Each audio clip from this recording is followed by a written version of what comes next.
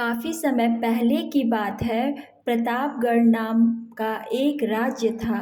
वहाँ का राजा बहुत अच्छा था, मगर राजा को एक सुख नहीं था, वह यह कि उसकी कोई भी संतान नहीं थी और वह चाहता था कि अब वह राज्य के अंदर किसी योग्य बच्चे को गोद ले ताकि वह उसका उत्तराधिकारी बन सके और आगे की बागडोर को सुचारू रूप से चला सके।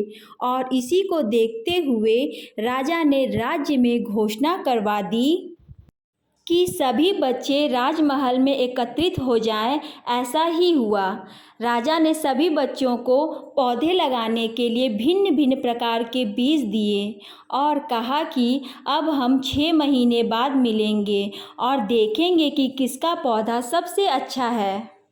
महीना बीत जाने के बाद एक बच्चा ऐसा था जिसके गमले में वह बीज अभी तक नहीं फूटा था, लेकिन वह रोज़ उसकी देखभाल करता था और रोज़ पौधे को पानी देता था। देखते देखते 3 महीने बीत गए। बच्चा परेशान हो गया। तभी उसकी माँ ने कहा कि बेटा धैर्य रखो, कुछ बीजों को फलने में ज़्यादा वक्त लगता है। और वह पौधे को सींचता रहा। 6 महीने हो गए। राजा के पास जाने का समय आ चुका था, लेकिन वह डरा हुआ था कि सभी बच्चों के गमले में तो पौधे होंगे और उसका गमला खाली होगा। लेकिन वह बच्चा ईमानदार था और सारे बच्चे राजमहल में आ चुके थे। कुछ बच्चे जोश से भरे हुए थे क्योंकि उनके अंदर राज्य के उत्तराधिकारी बनने की प्रबल लालसा थी। अब राजा ने आदेश दिया, सभी बच्चे अपने अपने गमले दिखाने लगे। मगर एक बच्चा सहमा हुआ था क्योंकि उसका गमला खाली था। तभी राजा की नज़र उस गमले पर गई। उसने पूछा, तुम्हारा गमला तो खाली है।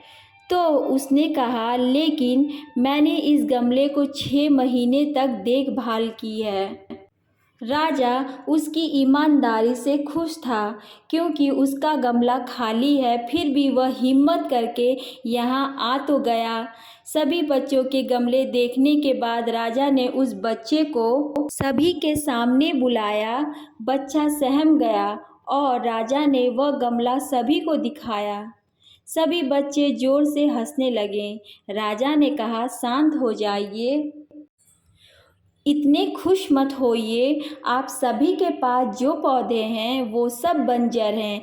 आप चाहे कितनी भी मेहनत कर लें, उनसे कुछ नहीं निकलेगा। लेकिन असली बीज यही था। राजा उसकी ईमानदारी से बेहद खुश हुआ और उस बच्चे को राज्य का उत्तराधिकारी बना दिया। ये स्टोरी हमें ये सीख देती है कि हमें अपने प्रति मीन्स अपने आप के लिए ईमानदार ज़रूर होना चाहिए। अगर हम अपने से ईमानदारी, अपने आप की प्रति ईमानदारी दिखाते हैं तो हम जीवन में एक दिन ज़रूर सफल हो जाएंगे। गाइज़, ये स्टोरी आप सभी लोगों को कैसी लगी?